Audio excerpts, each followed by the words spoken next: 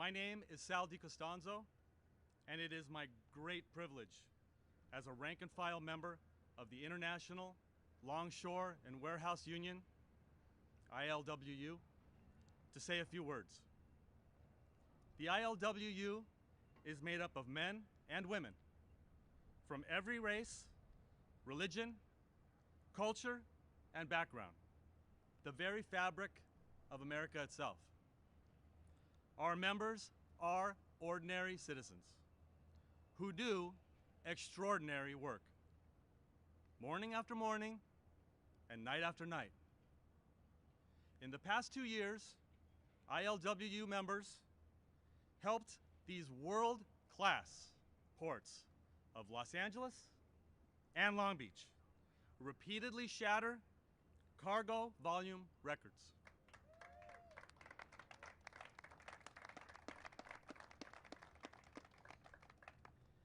In 2021, despite unprecedented obstacles, over 20 million TEUs crossed these docks. A debt of gratitude is owed to our international, to our coast, and local officers for implementing protocols that helped keep our members safe. Despite those extraordinary efforts, many brothers and sisters did fall ill.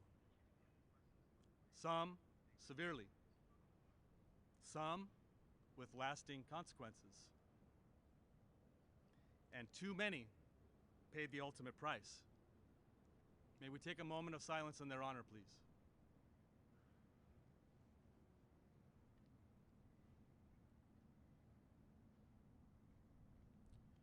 Thank you. President Franklin Delano Roosevelt, who sailed aboard the very ship that we are standing on, once said, "The test of our progress is not whether we add more to the abundance of those who have much. It is whether we provide enough to those who have too little." That sentiment is at the heart of unionism. To give ordinary workers the means to work with dignity and hold their heads high, knowing that their contribution to society is appreciated and respected.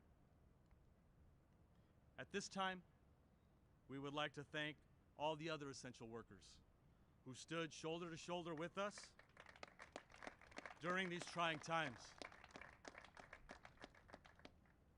Together, we will continue to rise to the occasion and overcome every obstacle and hardship that presents itself. Among the many difficulties of 2022, there were a few bright spots, and none shone more brightly than the election of Joe Biden.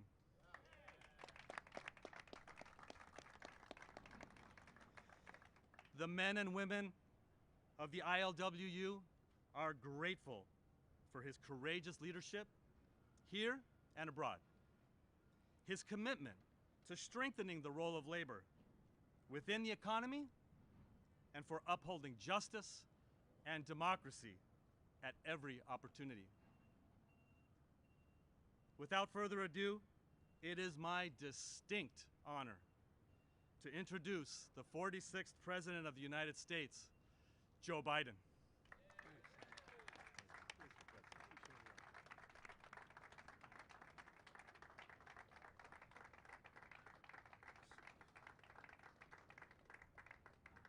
As we used to say in the United States Senate, I hope you excuse a point of personal privilege. But I think that Sal must be related closely to my good friend from Holy Rosary High School in Claremont, Mike DiCostanzo. You think I'm kidding? I'm not.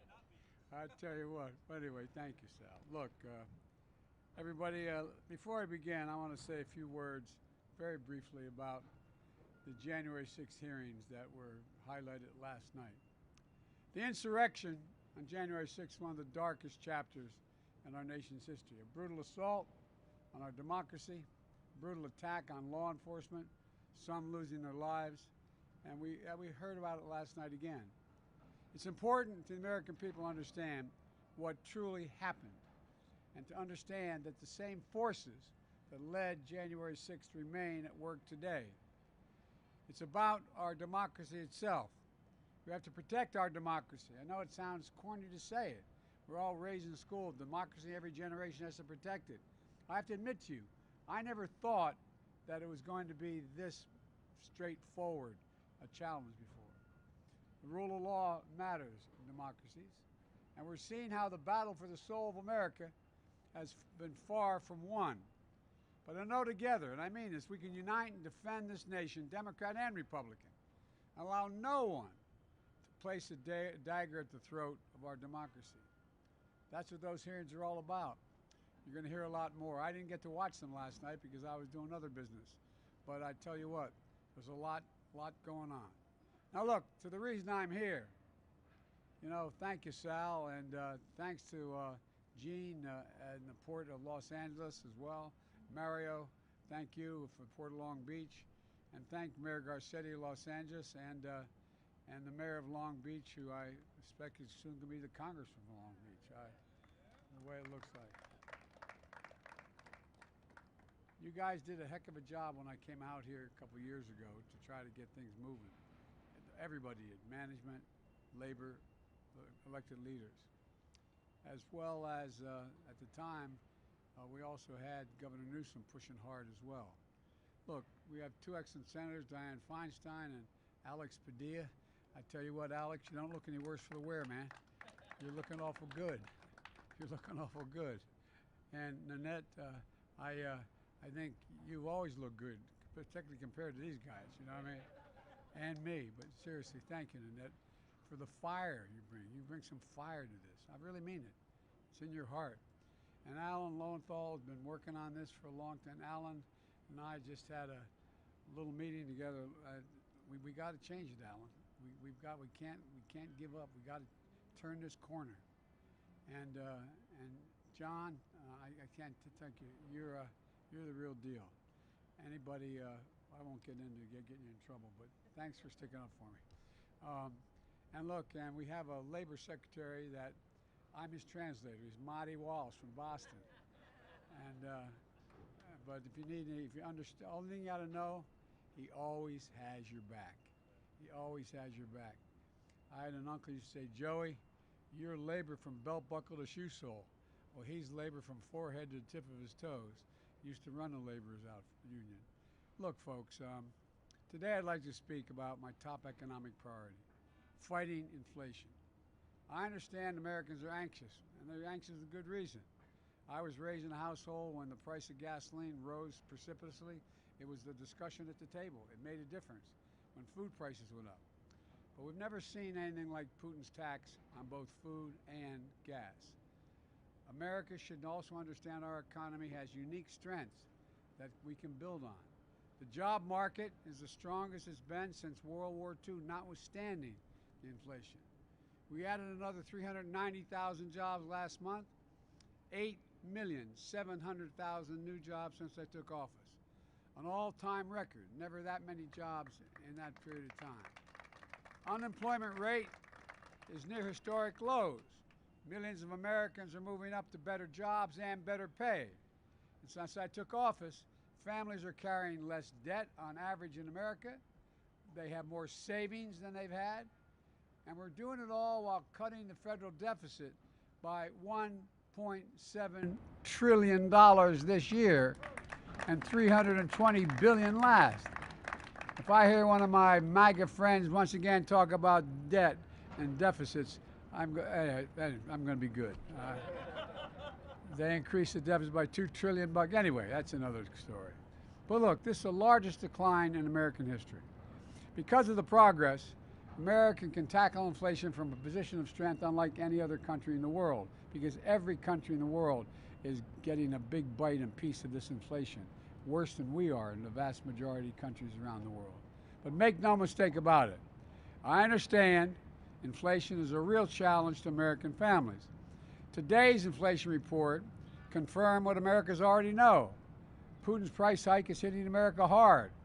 Gas prices at the pump, energy and food prices account for half of the monthly price increases since May. Inflation outside of energy and food, what the economists call core inflation, moderated the last 2 months. Not enough, but it moderated. It's come down. We need it to come down much more quickly. My administration is going to continue everything we can to lower the prices to the American people, and the Congress has to act, and they have been of late. One of the key ways to fight inflation is by lowering the cost of moving goods through the supply chain. When I first started talking about the supply chain, when I came here well over a year ago, the American people understandably wondered, supply chain, well, I mean, that's not a usual part of their jargon every day. But they understand it fully now. They understand it. If you can't get the material needed to build a product you're building, whether it's an automobile or whatever it is, it makes it difficult to be able to move, and that's called the supply chain. That's why I've been focused on ports. Last fall, ports around the world were congested due to disruptions caused by the pandemic. So we brought together port operators, shipping companies, and labor, and to ease the bottlenecks. And as a result, over the holidays last, 97% of all the packages were delivered on time and on shelves when you went Christmas shopping. Remember, we weren't going to have anything on those shelves. You all did it. No, not a joke. You did it. On time with minimal delays. Delivery times are actually quicker than they were before the pandemic. And today, there are about 40% fewer containers clogging the docks for long periods of time than there were last November.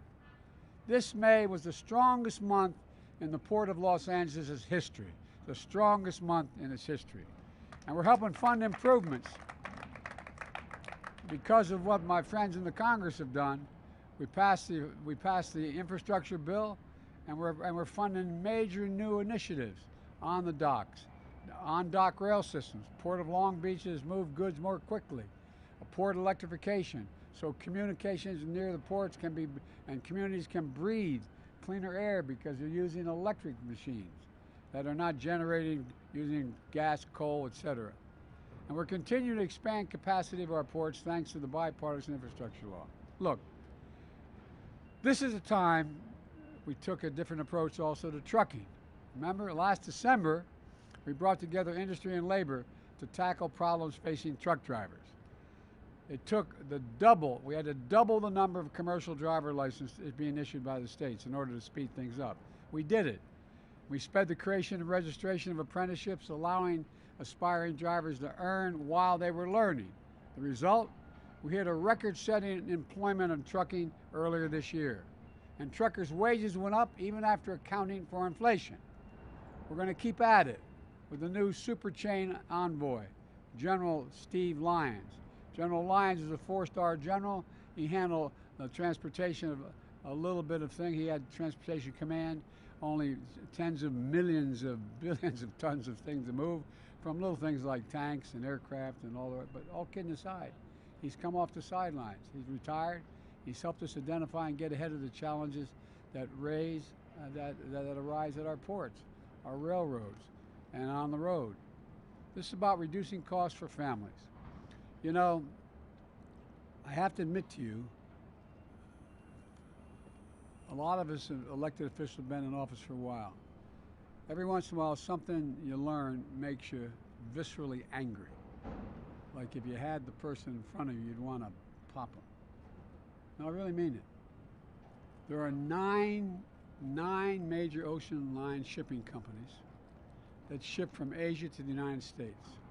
9. They form 3 consortia.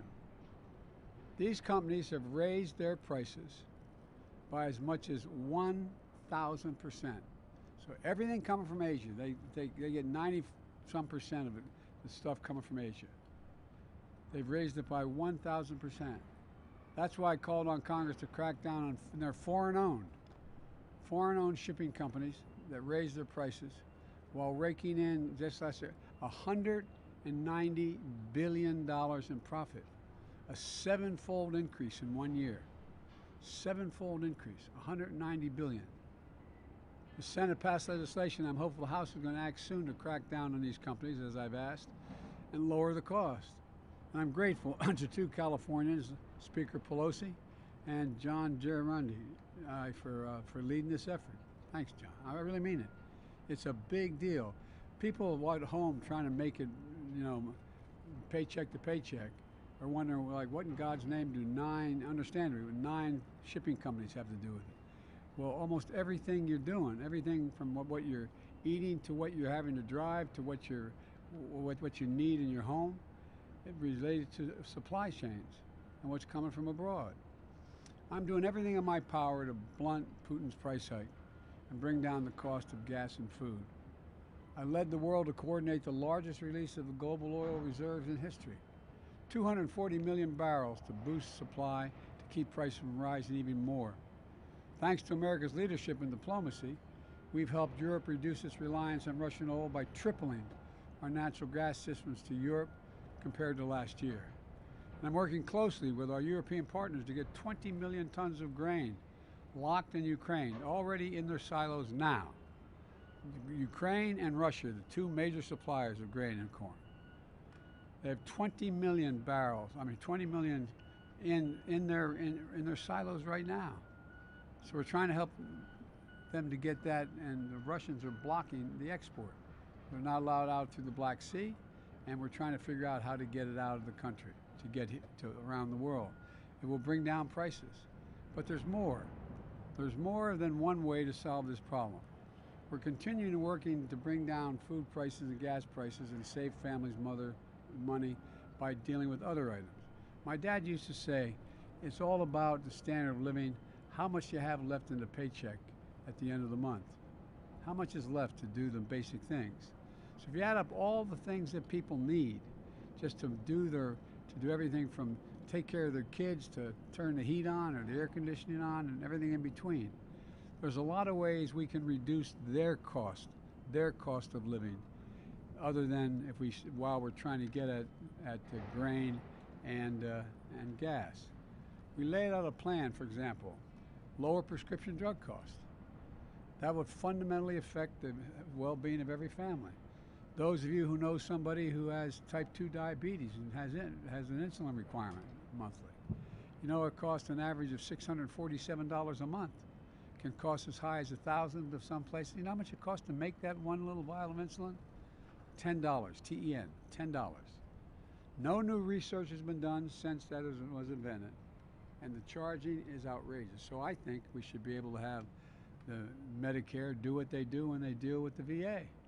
VA says we're only going to pay you so much for this. If you don't want to, and because the Medicare negotiates the price for them. Well, if Medicare is able to negotiate the price on insulin, guess what? It comes down a whole hell of a lot. Outrageous numbers. So we could put a cap on insulin at $35 a month, and they'll still make a significant profit. $10 to manufacture, $35. For example, we could begin by lowering the cost of high-speed internet, because what you all did dealing with the infrastructure bill. Working with the service providers, we cut the price and raise the speed, potentially lowering high-speed internet bills on average for average family $30 a month. Okay, well, you're paying extra more than $30 a month for your gas, but that still increases the money out of pocket, decrease the amount you have to put out. The point is, we're doing everything in our power to lower cost of families.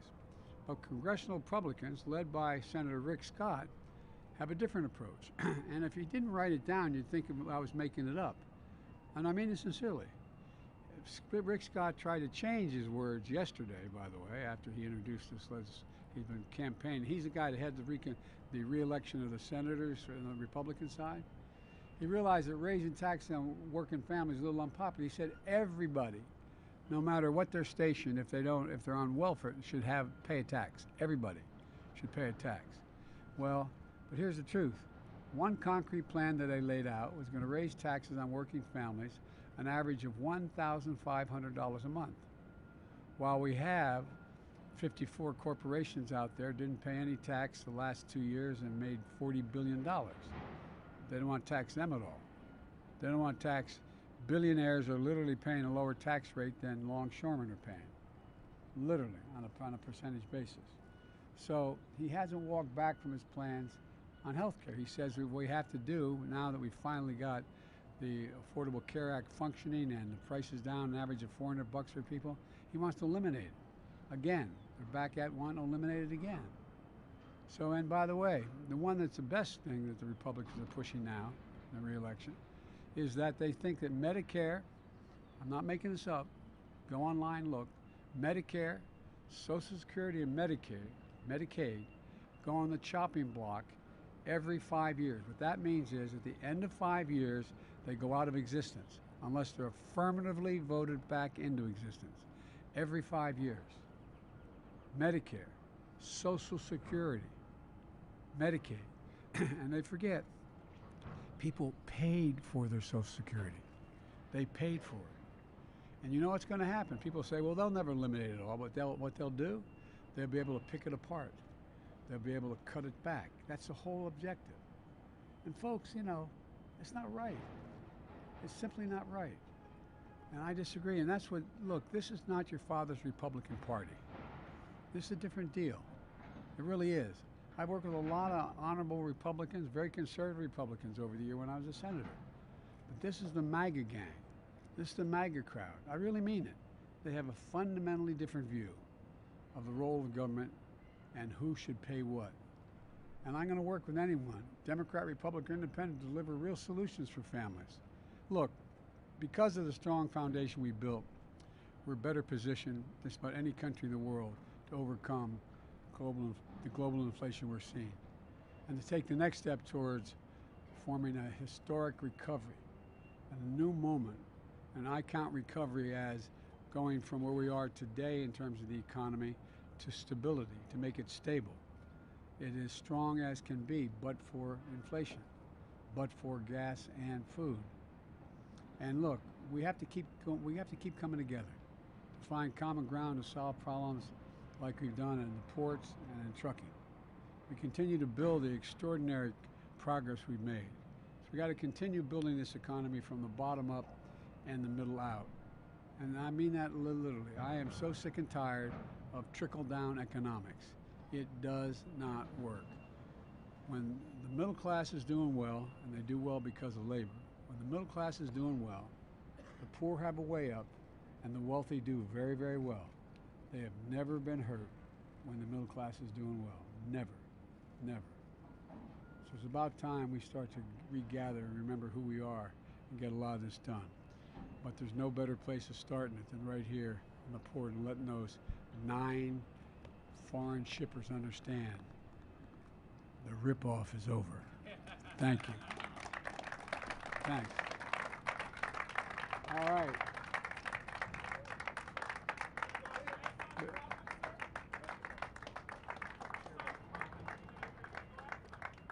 We're going to make sure that everybody knows Exxon's profits. Why don't you tell them what Exxon's profits were this quarter? Exxon made more money than God this year. And by the way, nothing's changed. And they're not, by the way, one thing I want to say about the oil companies. They talk about how they have 9,000 permits to drill. They're not drilling. Why aren't they drilling? Because they make more money not producing more oil. The price goes up, number one. And number two, the reason they're not drilling is they're buying back their own stock, which should be taxed, quite frankly, buying back their own stock and making no new investments.